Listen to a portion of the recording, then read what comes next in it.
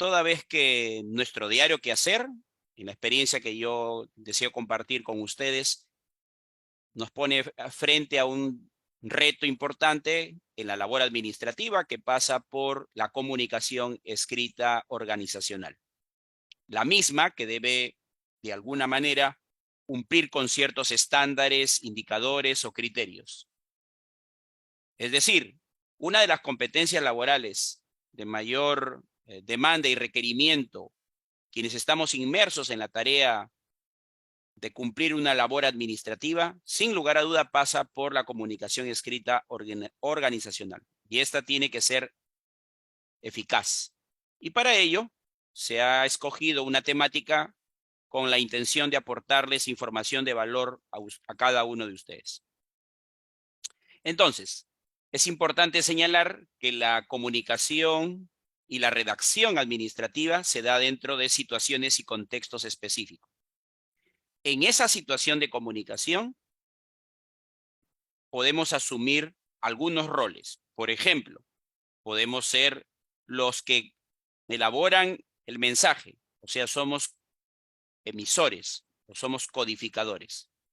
Elaboramos un documento de acuerdo a ciertas estructuras, parámetros e indicadores para poder ser enviado a uno, dos o más destinatarios. Esa situación comunicativa implica que nosotros tomemos en consideración las siguientes claves. Punto número 1. Debe usted previamente haberse enterado a quién se dirige. Es decir, como sabemos, formamos parte de las estructuras y organigramas de las instituciones. Hay jerarquías en el plano laboral.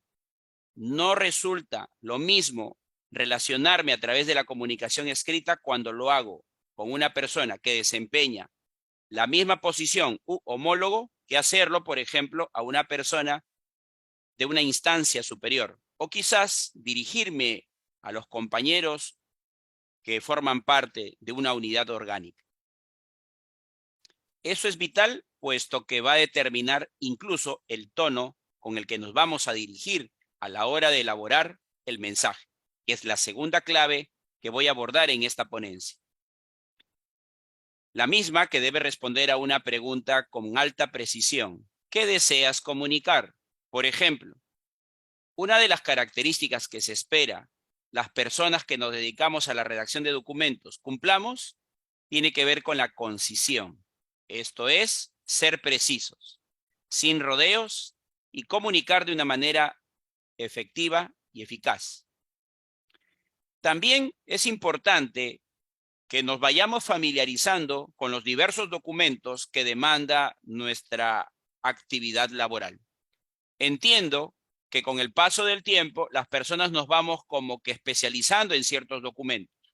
Por ejemplo, algunas personas, por la misma naturaleza de la labor que desempeñan, deben manejar a detalle los informes. Pero no me refiero al informe técnico, ordinario o simple, sino al técnico especializado. Aquel documento que se utiliza, por ejemplo, en instituciones o entidades que tienen una función específica de supervisor, fiscalización o evaluación, como por ejemplo SUNAFIL, como por ejemplo la Contraloría General de la República y otras instancias. Esto que les estoy manifestando es importante relacionarlo con los documentos que vamos a emplear.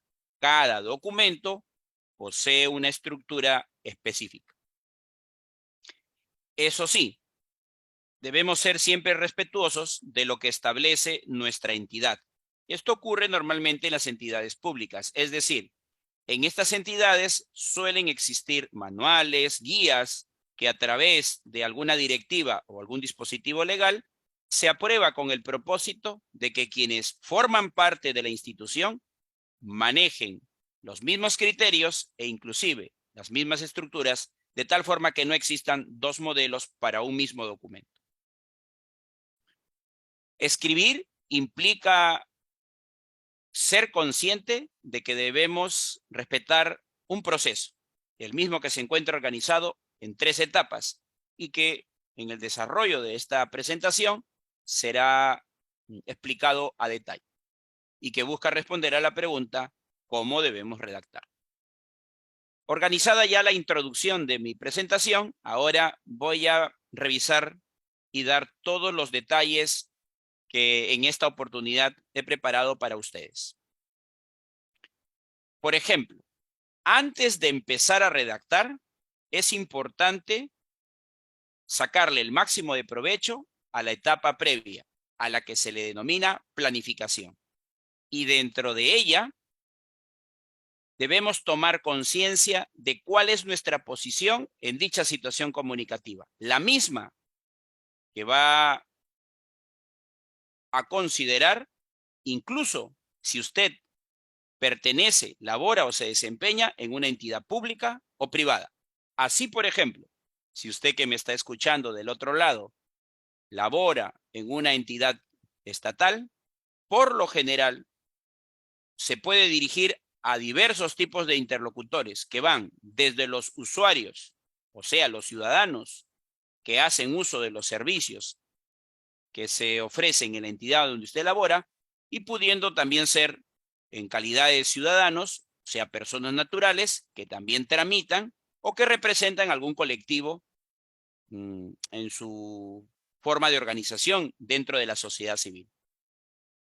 Otro tipo de interlocutores a los que nos vamos a dirigir resultan ser los proveedores, aunque claro, esto recae en manos de ciertas unidades especializadas como logística, abastecimiento y otros. Es verdad que también muchos de los documentos que se elaboran, ya sean de forma digital, virtual o física, están destinados a los funcionarios, que pueden ser también en algunos casos directores. También puede dirigirse esa comunicación a los servidores públicos. Solo para establecer una comparación, y probablemente también aquí tengamos algunas personas que compartan su labor del sector público en el privado o hayan tenido alguna experiencia también en dicho sector. Así, por ejemplo, los usuarios adquieren otra denominación en las entidades privadas, a quienes se les conoce como los clientes, y que permiten hacer sostenible la empresa u organización. Pero también se pueden dirigir a los proveedores, a los colaboradores, nombre con el que se le conoce a estas personas que se desempeñan como trabajadores en la empresa privada. Otras instituciones, que pueden ser del sector o cualquiera de otra índole, así como también grupos de interés. Solo para aclarar, la frase grupo de interés hace mención o alude a todos aquellos grupos que de alguna u otra manera conviven dentro de la jurisdicción donde se ubica la sede de la institución donde usted labora, si es que tiene una sede en físico, claro está. Es decir, que en los grupos de interés podemos convivir con todo tipo de asociaciones, instituciones, grupos vecinales, entre otros, y forman parte de nuestros grupos de interés y con los que debemos mantener también permanentemente comunicación que incluye la de tipo escrito. Lo anteriormente mencionado me lleva ahora a precisar en cómo debemos redactar ese documento. La redacción pasa, por ejemplo, por adoptar un tono específico. Para hacer una comparación, podríamos decir que usted, dependiendo de la reunión a la que va a asistir, escoge su atuendo, vestimenta con el que se va a relacionar. Es decir, existe una vestimenta formal, no tan formal o casual. Lo mismo ocurre en la redacción de documentos. Es decir, voy a escoger de qué manera me quiero relacionar con esa persona, que puede ser natural o jurídica. ¿Qué significa esto? Que entendamos que el uso del lenguaje en el contexto de la redacción administrativa o de tipo organizacional exige que quienes escribamos utilicemos un registro lingüístico formal. En redacción administrativa no existe espacio ni se da cabida a expresiones de tipo coloquiales y menos aún que pertenezcan a un nivel de la lengua subestándar. Más bien, se apela y se debe emplear la lengua estándar y superestándar oculta, puesto que allí es donde vamos a utilizar ciertas expresiones llamadas tecnolectos o jerga laboral profesional. Un rasgo que diferencia a la redacción administrativa de otros tipos de redacción, que puede ser la académica, la científica o quizás la jurídica, aunque va de la mano, y otras diferentes, es que en la redacción administrativa predomina siempre un tono y un trato respetuoso y cortés. Por eso es que en los documentos solemos utilizar frases como de mi especial consideración, o quizás sin otro particular me dirijo, sin otro particular es propicia la ocasión para renovar los sentimientos de mi especial consideración y estima, entre otras frases con las que solemos saludar y dirigirnos o despedir a nuestro interlocutor.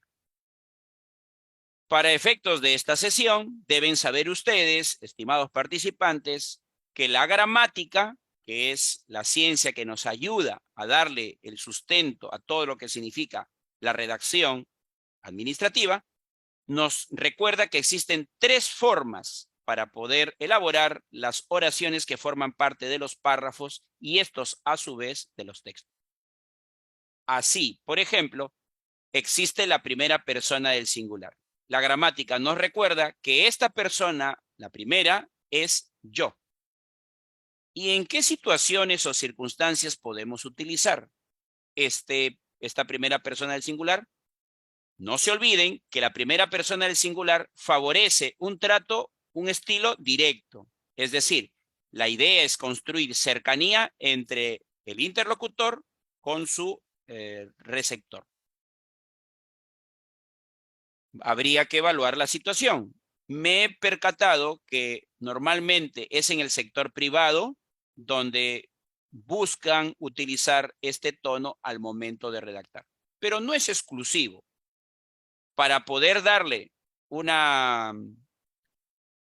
evidencia, les muestro a continuación 2 ejemplos de cómo utilizar la primera persona del singular. Así tenemos, por un lado, en relación con su consulta de fecha XYZ, le informo, ahí vamos adoptando la primera persona del singular, que de acuerdo con nuestra base de datos no tenemos registrado, etc. O también, después de analizar su reclamo, le comento, o sea yo, que la empresa devolverá el íntegro del importe correspondiente por su compra. Como este material va a ser facilitado, quiero también hacer hincapié en que he resaltado a propósito deliberadamente algunas frases con la intención de recordarles cómo se está empleando la primera persona del singular. Pero si usted que me escucha es una persona que su vida laboral ocurre en una entidad pública, pues debe saber que allí predomina la tercera persona del singular, o sea, él y en el caso de ser posible, ella. Esta tercera persona del singular es considerada manifestación de la formalidad y también significa adoptar un tono neutral que es idóneo y propio de la administración pública. A manera de evidencia, les quiero compartir 2 ejemplos. Por un lado, esta unidad orgánica, que podría ser cualquiera, acuerda ampliar el plazo de la convocatoria CAS debido a que, y ya luego viene un argumento razonable. Segundo ejemplo, la Dirección General de Recursos Humanos ha solicitado un informe urgente, etcétera, etcétera. Siempre estoy resaltando los pronombres o los verbos que evidentemente tienen que reflejar concordancia gramatical. Porque si no hay concordancia, entonces podemos incurrir en algún vicio idiomático. Por ejemplo, el solecismo. ¿En qué consiste? Cuando yo no establezco bien la concordancia. Por ejemplo, entre el núcleo del sujeto y del predicado, que son 2 componentes esenciales en una oración. Dicho sea de paso, en la redacción administrativa, podemos combinar oraciones simples y compuestas. Las primeras suelen tener un verbo que comunica siempre una acción y las segundas pueden llevar 2 o más, aunque son recomendadas las primeras. Pero habría que también evaluar el tipo de documento que estamos redactando. El tercer y último tono que podemos adoptar a la hora de escribir un documento administrativo es la primera persona del plural. ¿Qué nos dice la gramática? Nos recuerda que es el nosotros. ¿Qué significa? Que engloba el emisor individual. No quiero mostrarme como en primera persona, sino más bien quiero ser una suerte de portavoz o vocero, es decir, llevar la voz de la institución.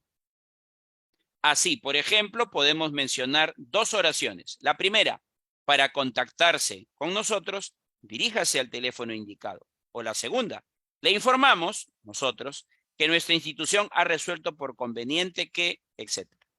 Con esta lámina, lo que quiero que quede muy claro es que existen hasta 3 formas o tonos gramaticales para poder elaborar un documento. Usted debe decidir de qué forma debe vincularse con su interlocutor. Aunque, antes de que se me olvide, también es importante saber cuál es la característica de la cultura organizacional donde usted labora. Porque cada empresa tiene una manera particular, si es que trabaja en el sector privado, de cómo vincularse y dirigirse a sus usuarios o clientes. Clave número 2. Ahora quiero detenerme en el mensaje, esto es, en el contenido. ¿Qué significa? Un principio importante a tomar en cuenta en la redacción de documentos administrativos pasa por la coherencia y la cohesión. Si logramos ser conscientes de estas dos propiedades, ténganlo por seguro que nuestro mensaje será claro. Recuerde que cuando uno escribe, no lo hace para sí mismo, sino pensando en las personas que revisarán dicho documento. Hago hincapié en esto porque a veces la idea no es lucirnos, sino ser claros, entendibles, legible en la hora de transmitir el mensaje. Entonces, hablando de el mensaje, es importante que ustedes tengan muy claro cuál es el propósito comunicativo que cumplen o pueden lograr a través del uso de los documentos administrativos. Por ejemplo, ¿cuál es la función o propósito que cumple el memorando? Dicho sea de paso, uno de los documentos más utilizados en las organizaciones a nivel de la comunicación interna, porque este documento estrictamente, y así lo señala la teoría, solo puede circular en los canales internos de la organización. Lo hacemos básicamente con dos sentidos. El tono que se adopta para escribir un memorando es imperativo. ¿Esto qué es? Transmitir un mensaje con tono imperativo de una orden. O también puede servir para llamar la atención o recordar. Aunque no podríamos tampoco señalar que únicamente sirva para llamar la atención. Recordar también es otro propósito que busca el memorando. Es decir, recordar a los trabajadores o los colaboradores desde el hecho, por ejemplo, de respetar el horario de atención o utilizar adecuadamente los recursos que se les otorga para realizar la labor, o incluso también el uniforme acorde, digamos, a la imagen institucional, etcétera, etcétera. Algún protocolo que debe tomarse en cuenta para gestionar eficientemente algún proceso, etcétera. Los oficios. Estos pueden ser utilizados tanto a través del canal interno como externo. Cuando digo externo, más aún si se trata de una entidad pública que se encuentra descentralizada a lo largo del país. Es decir, que tiene representación a nivel de los gobiernos regionales y también locales.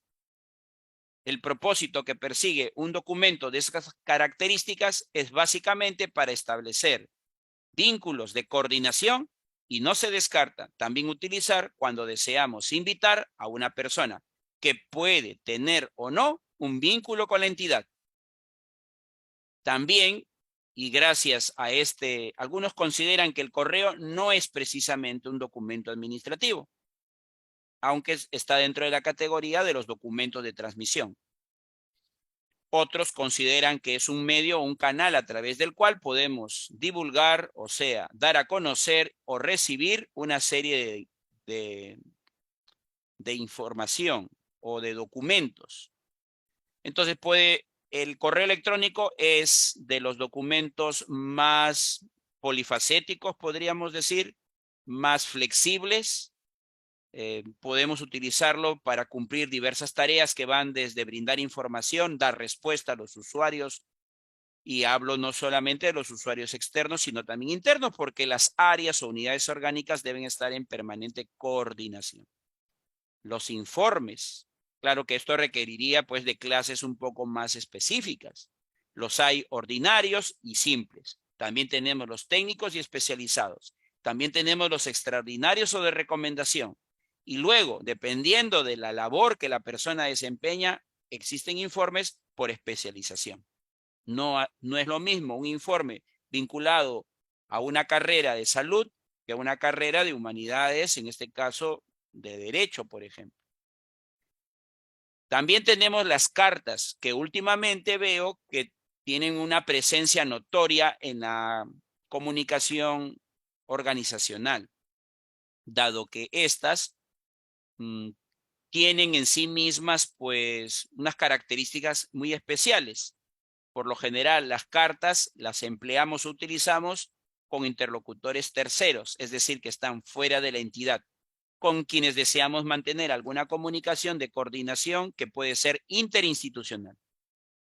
Y por allí surge también la necesidad de saber emplear y utilizar las actas.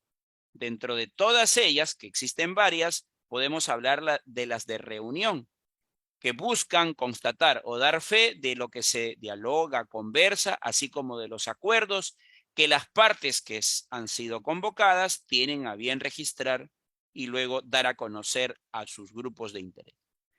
Como ustedes pueden apreciar, es bastante variada la documentación administrativa y se va a utilizar según las necesidades que se nos presenten de la labor misma. Tercera clave, los documentos. Es decir, ¿cuál es el soporte que presenta cada uno de ellos?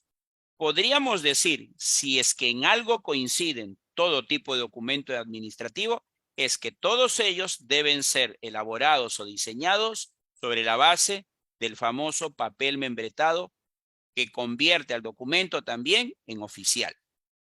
Por otro lado, todos los documentos nos ofrecen la posibilidad de colocar información de encabezado. Todo documento posee una parte medular de cuerpo y todo documento administrativo también debe especificar datos relacionados con el cierre, la conclusión o la despedida. Pero cuando ya entramos en ciertos detalles, atendiendo a la bibliografía consultada, por ejemplo, Sánchez Alonso nos recuerda que por la naturaleza del documento y la función que estos cumplen, se van a subdividir en 4 categorías importantes. ¿Cuáles son estas? Tenemos los llamados documentos de decisión o resolutivos. Entre estos podemos mencionar las resoluciones y los acuerdos. Otra de las categorías que sostiene el autor y que es quizás una de las más numerosas, lo constituyen los documentos de transmisión. Solo para mencionar algunos, es decir, pueden haber más. Los oficios, las cartas, las convocatorias, las citaciones. He visto que muchas entidades públicas y privadas utilizan los comunicados, por ejemplo, que adquieren una dimensión de la opinión pública y que incluso se logra divulgar ahora ya utilizando las redes sociales. También tenemos los correos electrónicos y los memorandos. Esta es la categoría, digamos, que posee mayor número de elementos. Así también tenemos los llamados documentos de constatación. Entre estos destacan los certificados que recibimos, por ejemplo, cuando participamos de procesos de capacitación y actualización laboral o profesional. También las actas para constatar o dar fe de un suceso, hecho o acontecimiento, aportando siempre las evidencias que el caso amerita. Y tenemos, como no puede ser de otra forma, los documentos de juicio, aunque estos, a diferencia de todos los anteriores, sí requieren ser elaborados por especialistas en la materia, dado que se tiene que manejar una un contenido que está relacionado con la práctica del derecho y la jurisprudencia. Es decir, se hacen mención de las leyes, dispositivos legales que pueden dar sustento y aval a los argumentos que acompañan a los informes, a los dictámenes y otros de su misma naturaleza. Así que es bastante variado.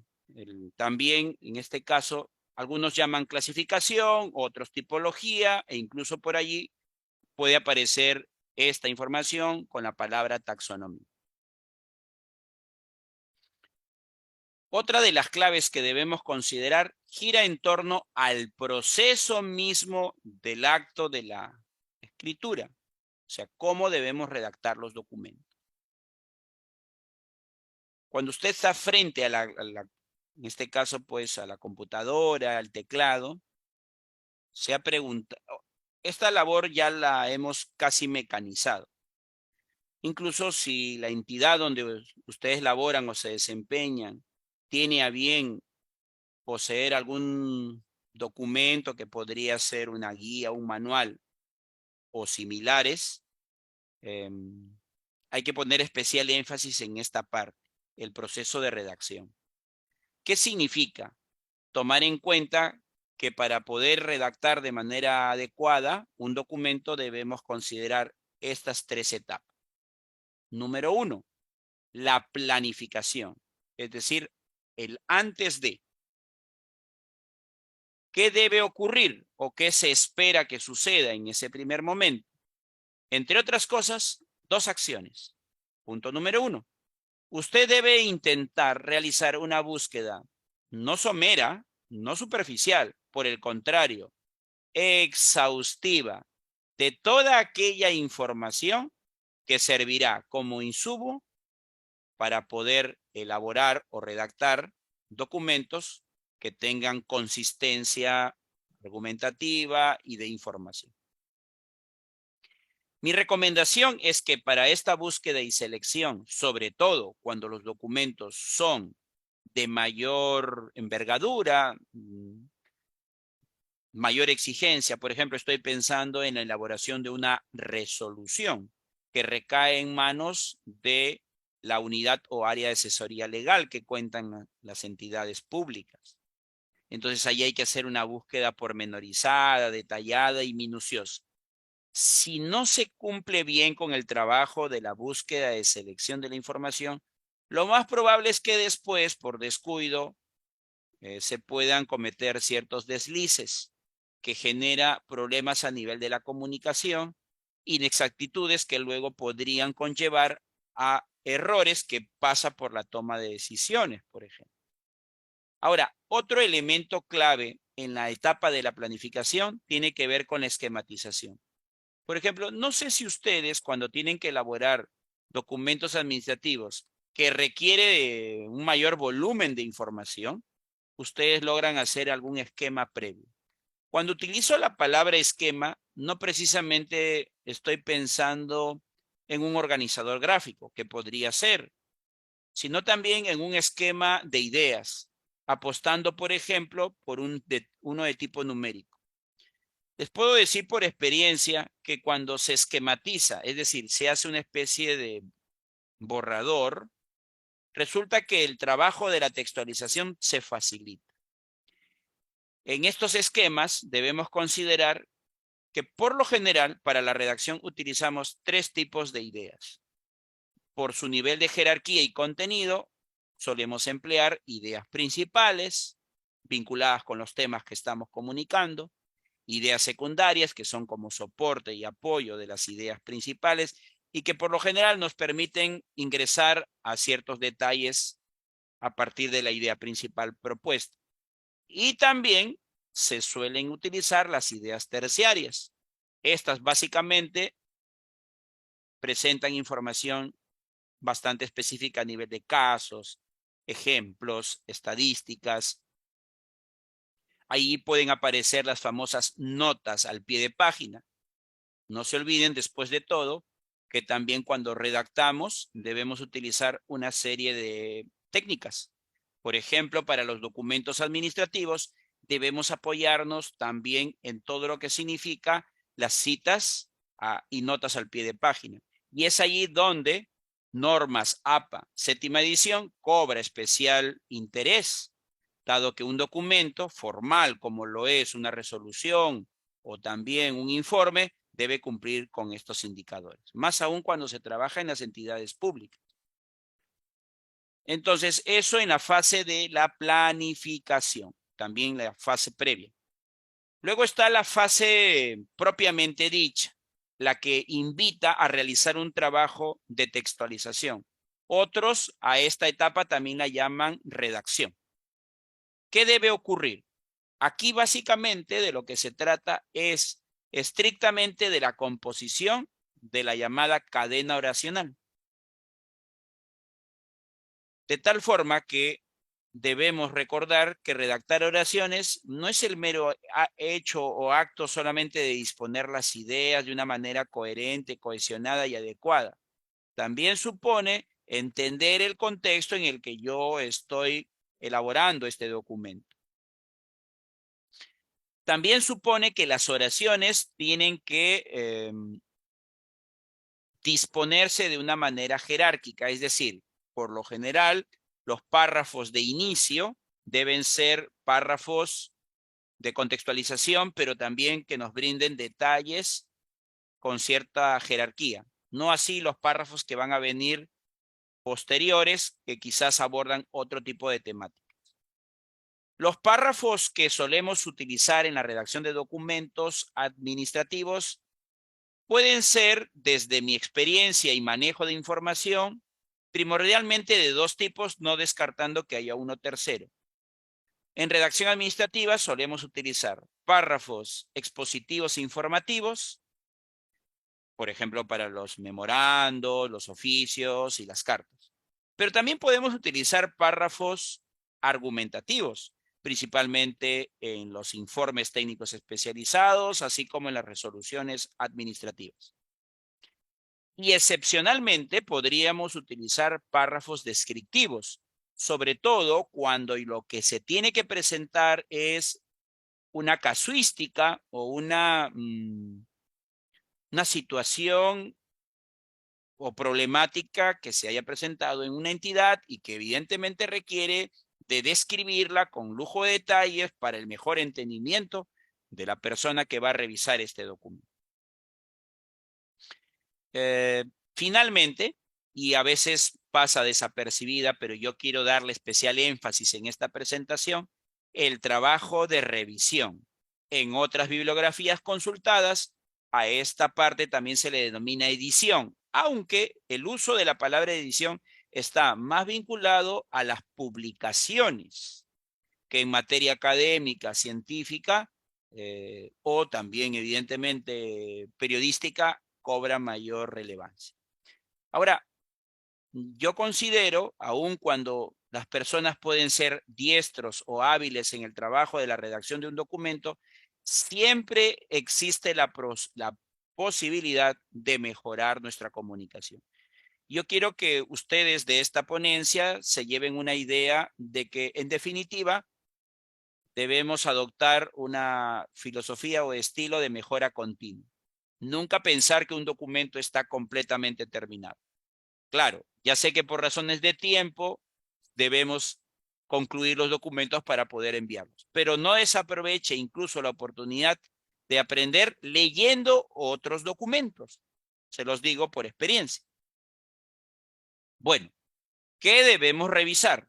Por ejemplo, a nivel de la coherencia, que ya señalé, la coherencia es una propiedad inherente, fundamental e irreemplazable de de un texto formal como lo son los documentos administrativos. Cuando hablamos de coherencia, es importante que se revise. Por ejemplo, estoy anotando aquí en el espacio vacío que he creado, se revise aspectos de concordancia gramatical, se revise aspectos de vicios idiomáticos. Por ejemplo, ¿saben cuál es uno de los vicios idiomáticos más comunes en los que las personas por desconocimiento incurren cuando de redactar documentos se trata? Las redundancias y los solecismos. Existen otros. Cuando hablo de redundancia me refiero al uso inadecuado o impreciso de ciertos términos que terminan siendo repetitivos. Como por ejemplo, ¿cuáles, profesor? Es bastante común que las personas cuando redacten suelen colocar la palabra día junto al día, la palabra mes junto al mismo. Por ejemplo, para que se entienda lo que estoy intentando comunicar. Suelen colocar, se solicita al personal la entrega oportuna de los informes de sus respectivas áreas, teniendo como fecha máxima el día lunes 30 de octubre. Ello constituye una redundancia. No anteponga nunca la palabra día si ya aparece explícitamente. Lo mismo ocurre con la palabra mes si ya aparece explícitamente en el documento. Entonces, en coherencia hay que revisar la concordancia gramatical, los vicios idiomáticos.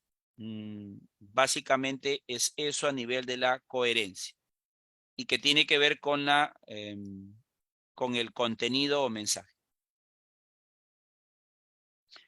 Y cuando hablamos de cohesión, esta es otra de las propiedades inherentes, básicas y fundamentales, no podemos obviarlas. Está vinculada con ¿qué la cohesión, profesor? Cuando usted piensa en cohesión, piensa en integración. Entonces, para enlazar, para unir, para concatenar las ideas que forman parte de las oraciones y estas a su vez le dan forma a los párrafos, es importante que ustedes cuiden, por ejemplo, el uso de los signos de puntuación. ¿Qué más debemos cuidar, profesor? También deben cuidar los conectores lógicos o también llamados hilativos. E inclusive hacer uso de referentes textuales, un tema que es poco explorado o que las personas tienen poca información al respecto. Sí, sí, los referentes textuales. ¿Y de qué se trata eso más o menos, profesor? Está relacionado con la posibilidad de no incurrir en redundancias, en tratar de hacer más ágil, más ligera, poco congestionada, enrarecido el mensaje, por el contrario, más bien que sea fluido el mensaje. Y eso lo logramos si somos conscientes de utilizar adecuadamente los referentes textuales. Por ejemplo, los pronombres, por ejemplo, el uso de la sinonimia, entre otros. Y para cerrar en esta lámina, también es importante considerar que todo documento debe pasar por el tamiz de la corrección ortográfica. Aquí las consideraciones son bastante extensas. Cuando hablo de la corrección ortográfica me estoy refiriendo, por ejemplo, de la acentuación general. Por ejemplo, de tomar en cuenta los casos de tildación especial. No nos olvidemos que aun cuando la tecnología ha avanzado de manera significativa, no es infalible. Por ejemplo, me he dado cuenta que no siempre advierte errores a nivel de la tildación especial, como la diacrítica y la enfática. Cuando hablamos de ortografía, también estamos haciendo referencia al uso de las grafías. Claro, con el uso de los teclados, las posibilidades de incurrir en errores del uso de grafías se reducen. Me refiero a grafías que tienen el mismo sonido, como la B y la V, la S, la C y Z, así como también la G y la J, entre otros. Hablar del uso de la ortografía también supone, por ejemplo, esto es algo que quizás también pasa desapercibido en redacción de los documentos administrativos. No se olvide que no es lo mismo una sigla o un acrónimo que utilizar adecuadamente las abreviaturas. Y otro talón de Aquiles que yo advierto en los documentos en general es el uso de las mayúsculas o altas. Por ejemplo, aprovecho la ocasión para decirles lo siguiente. Y soy claro en este sentido y además los invito a revisar los documentos que la RAE tiene a bien a publicar. Aun cuando usted haga uso y escriba utilizando las letras en altas o mayúsculas, siempre que correspondan, usted debe tildarlas.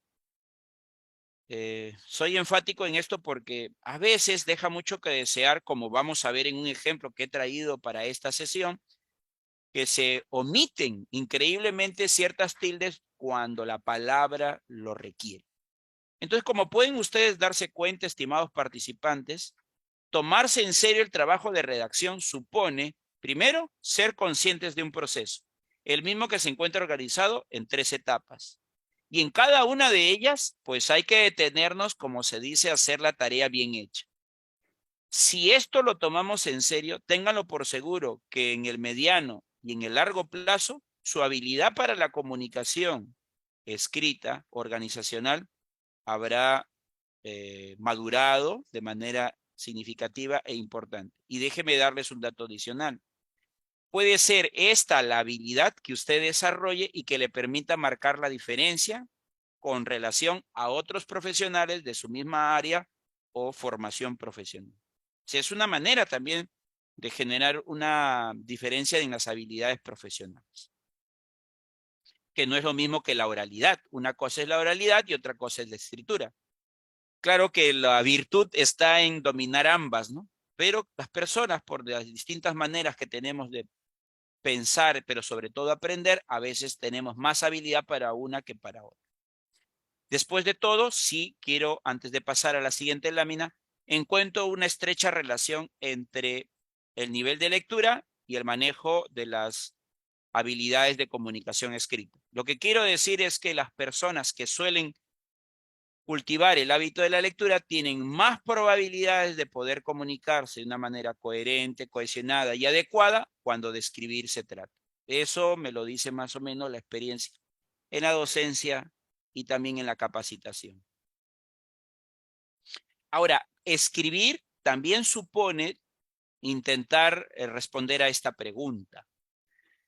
Existen varias formas de escritura. Una de ellas es la de redacción de documentos administrativos o también llamado redacción de documentos oficiales. Pero esta labor necesita de un sustento, de un respaldo. Es como cuando usted intenta obtener un crédito. Va a la entidad bancaria o financiera y no le van a prestar de buenas a primeras. Por lo menos tiene que tener usted un aval. Bueno, el aval, el sustento para la redacción de documentos administrativos tiene dos bases, las mismas que presentaré a continuación. Por un lado, la base de tipo idiomática y por otro lado, la base de tipo legal. En cuanto a la idiomática, esta es elaborada y proporcionada por el ente rector del uso, preservación de todo lo que significa el empleo del idioma castellano o español, la RAE, la Real Academia Española. Por ejemplo, la RAE, a través de sus publicaciones y de los estudios que va realizando en el paso del tiempo, nos dice que cuando escribimos debemos tomar en cuenta 4 criterios. Ninguno de ellos puede faltar. El criterio semántico. Por ejemplo, cuando hablo de criterio semántico, me estoy refiriendo que los términos, vocablos o palabras que usted incluya en los documentos deben ser adecuados al nivel de la lengua de los interlocutores. Esto me parece, desde mi punto de vista, es una oportunidad de mejora en todo lo que significa la comunicación que se gestiona por escrito en las entidades públicas. Porque muchas veces los usuarios, poco o nada entendidos en la temática, deben muchas veces llevar sus documentos o trámites con los especialistas en materia, que claro, tiene sentido. A ver, les voy a dar este ejemplo para que se entienda el criterio semántico. Imagínese por un instante que usted va a un consultorio para que lo atienda el galeno. Mire que no estoy diciendo médico, ni por último doctor. Dicho sea de paso, no todo médico galeno es un doctor, aunque la costumbre en la comunicación coloquial nos diga lo contrario. Bueno, lo cierto es que usted está en el consultorio y está frente al galeno. A usted le han practicado unos análisis y entonces va al médico y le dice, doctor, ¿qué es lo que tengo? A lo que el galeno, mirando los análisis, se dirige y le dice, vea usted lo que tiene, es una disentería mediana. ¿Cómo, doctor? Le comento que de acuerdo al resultado de su análisis, usted lo que tiene es una disentería mediana. Lo más probable es que el 99.9% de pacientes, usuarios de los servicios de salud pública o privada también, no entiendan nada, a menos de que ese paciente sea otro especialista en la materia. Eso es lo que quiero transmitir, que el mensaje sea claro y entendible para el usuario. Pero existen otros criterios que sostiene la RAE que son igual de importantes, como el criterio sintáctico, que tiene que ver con cómo organizamos las oraciones. No basta únicamente con colocar el sujeto y el predicado, sino que realmente se adecue al lenguaje y a la situación comunicativa. El criterio morfológico nos habla de la estructura de la palabra. Cada palabra tiene un lexema y tiene también sus desinencias o sufijos. Y el criterio ortográfico, que como lo he mencionado hace poco, está relacionado con la acentuación general, los casos especiales de tildación, el uso de las grafías, el uso de altas mayúsculas y minúsculas, entre otros. Y la base legal. No sé si ustedes sabían, pero el Estado, a través de sus instituciones, permanente y constantemente viene publicando una serie de dispositivos legales entre los que se cuentan las leyes, las resoluciones ministeriales, los decretos supremos, las ordenanzas para el caso de los gobiernos regionales y locales, e inclusive las directivas. En varias entidades veo que a través de las directivas aprueban guías o manuales que permiten estandarizar o uniformizar el proceso de redacción de documentos oficiales en las entidades públicas. Bueno, dicho esto, solamente como muestra un botón, les quería preguntar, ¿saben ustedes desde cuándo se exige que se incluyan los nombres de los años oficiales y cualquier otro parecido semejante? Bueno, quizás vaya a sorprender a algunos. Desde 1990 existe la ley número 26902, denominada ley que establece la obligación, no es algo que se le ocurra a una institución, ya está dada por ley. Miren, ¿sabían que hay una obligación de los organismos del Estado y sus dependencias de consignar su denominación oficial completa en sus comunicaciones? Si ello no se ha entendido, permítanme ilustrar con el siguiente ejemplo. De ahora en adelante, cuando tengas que consignar, y ya sabes que es obligatorio, debajo del membrete y antes del código del documento, dos denominaciones son obligatorias de consignar. Número 1, el decenio, que fue aprobado por Decreto Supremo 003-2018-PCM. Sí, así como me escuchas. A través de este decreto se consigna de forma obligatoria en todo documento oficial del Estado, en cualquier entidad e institución, el siguiente decenio de la igualdad de oportunidades para mujeres y hombres. Y en cada año se va renovando y a través del Decreto Supremo 004-2023-PCM, año de la unidad, la paz y el desarrollo. Ahora, si me preguntas por el estilo tiene que ver con la forma en la que se presentan las palabras en cuanto a su tamaño, letra, tipo, entre otros. Se recomienda que toda denominación que acompañe en la parte superior, debajo del membrete y antes del código del documento, utilice letras altas o mayúsculas, tipo de letra legible, por ejemplo Arial, y el tamaño 8 puntos, que es distinto a los otros tipos de documentos que utilizamos. Ahora, para ir más o menos acercándonos al cierre, los márgenes. El tamaño del documento debe ser tipo carta. ¿Qué significa esto? Que los márgenes superior e inferior sean de 2,5 y los laterales izquierda y derecha de 3. Esto es lo estándar, esto es lo que usualmente ocurre en casi todas las instituciones, salvo excepción o el tipo de documento tenga otra característica. Ya que estamos hablando de documentos oficiales, se recomienda que se emplee una letra legible. Por ejemplo, Arial, Tiny Romans, más o menos son las más comunes. En cuanto al tamaño de la letra, 11 puntos. Si usted va a enumerar ese documento para efectos del proceso que vendrá después, tratamiento y archivo documentario, entonces debe saber que la ubicación de ese número es en la esquina derecha inferior de la página con letra Arial de 8 puntos.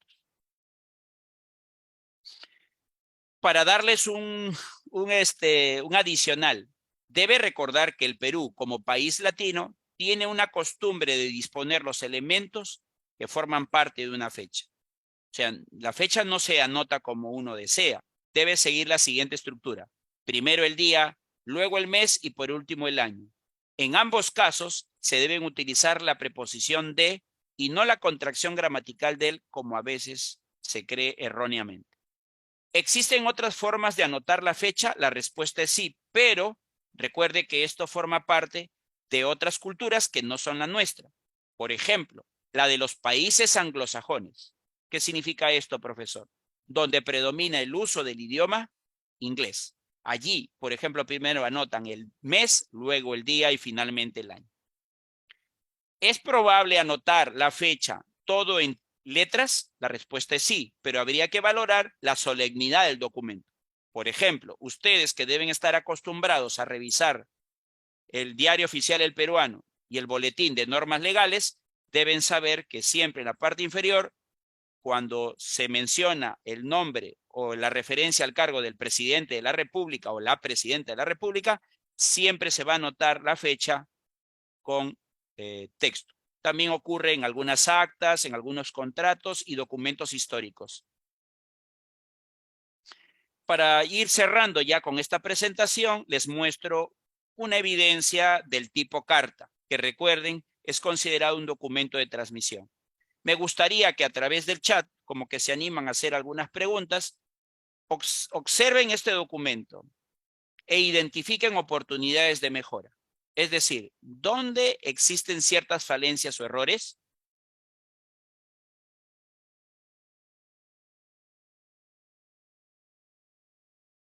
Como usted puede apreciar, el documento, en líneas generales, cumple con la estructura básica que requiere toda carta.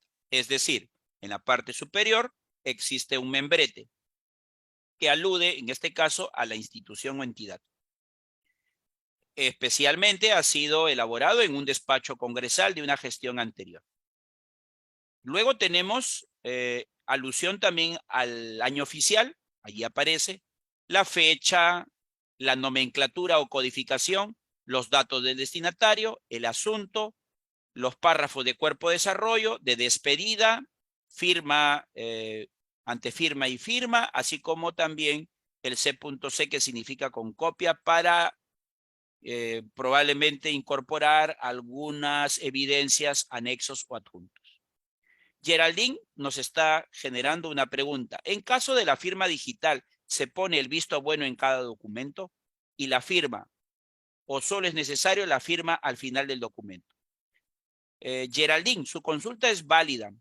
Lo que nunca debe faltar es la firma al final del documento. Sin embargo, en algunas instituciones, por sus propios controles y protocolos de tratamiento y archivo documentario, recomiendan colocar la firma, el sello incluso, en cada una de las hojas. Pero no en todos los documentos. Considero que solo aquellos que de alguna manera tienen, digamos, un carácter más formal, que podrían ser de repente las resoluciones, los contratos. En esos casos se recomienda en todo caso.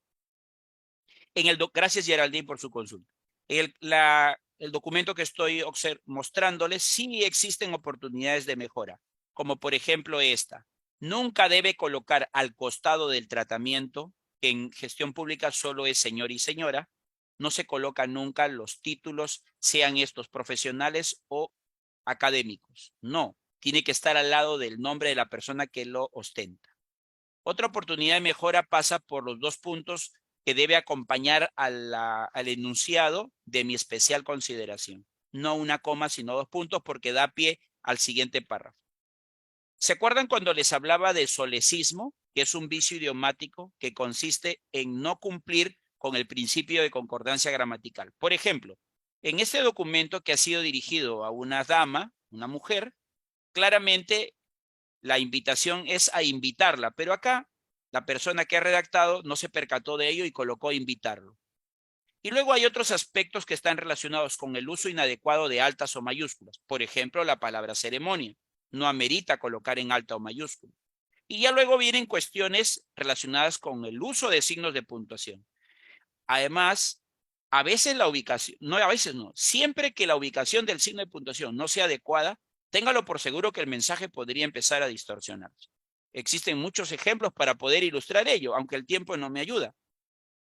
Por ejemplo, acá dice que invitarla a la ceremonia que mi despacho tiene programado realizar. Pero resulta que lo que se va a organizar es una ceremonia, un sustantivo con accidente gramatical femenino. Por lo tanto, la ceremonia tiene que ser programada y no programado.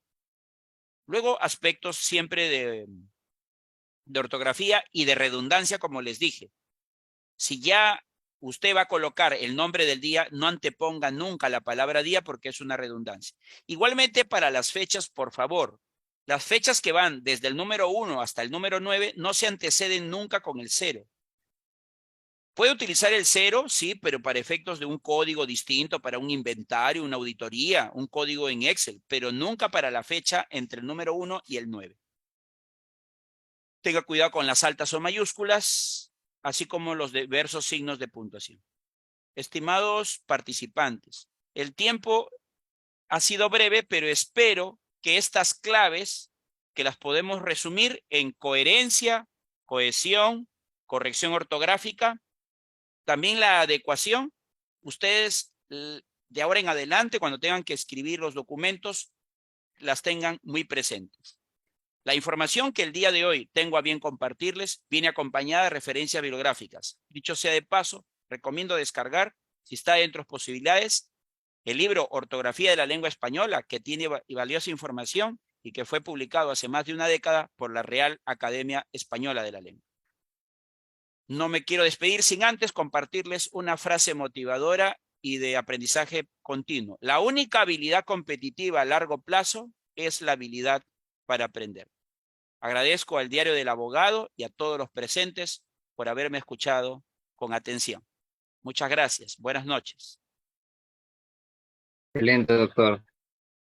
Muchísimas gracias por esa excelente ponencia, por brindarnos todos sus conocimientos. Ha sido de gran ayuda, ¿no? Especialmente en este maravilloso curso que realiza el Portal Jurídico del Diario del Abogado. A ver, estimados participantes, si es que alguien tuviera una pregunta que realizar, por favor, levantar su mano o escribir acá en el mensaje de Zoom para que pueda ser absuelto por el doctor. A ver, damos unos minutos, por favor. Si alguien tuviera una pregunta.